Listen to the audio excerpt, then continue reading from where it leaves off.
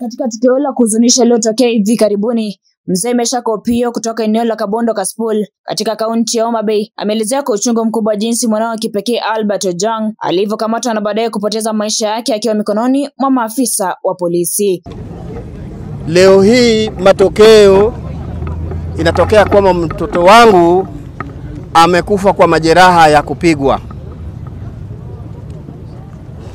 Nahitaji unieleze kwa nini ulimuua mtoto wangu.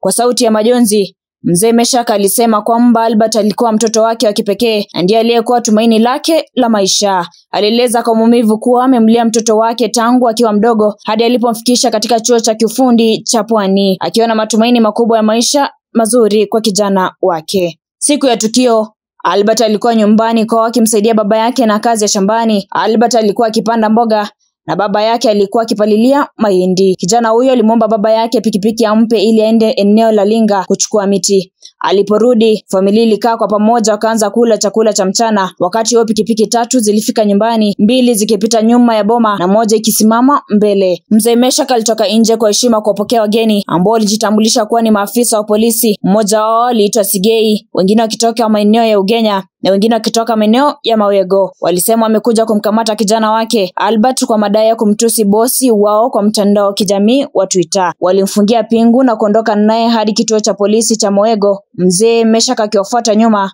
Walidai pia kuwa walikuwa wamemkamata kijana mmoja kutoka eneo la Kisii kwa tuhuma za kuchafua jina la naibu commissioner wa polisi. Albert aliweza kumpigia baba yake simu wakati akielekea eneo la Nairobi, akimwomba baba yake awaambie polisi wamfunike sehemu ya uso wake kwani alikuwa na ugonjwa wa puma. Mzee huyo alienda hadi Nairobi kufuatilia na kutaka kumwona mtoto wake, lakini alizungushwa. Hatimaye saa 4 asubuhi ilipofika, aliitwa kuingia ndani ya ofisi ya kituo. Hapo ndipo alipopewa taarifa ya kutisha kwamba mwanao amefariki, wakidai alijigonga kwenye ukuta.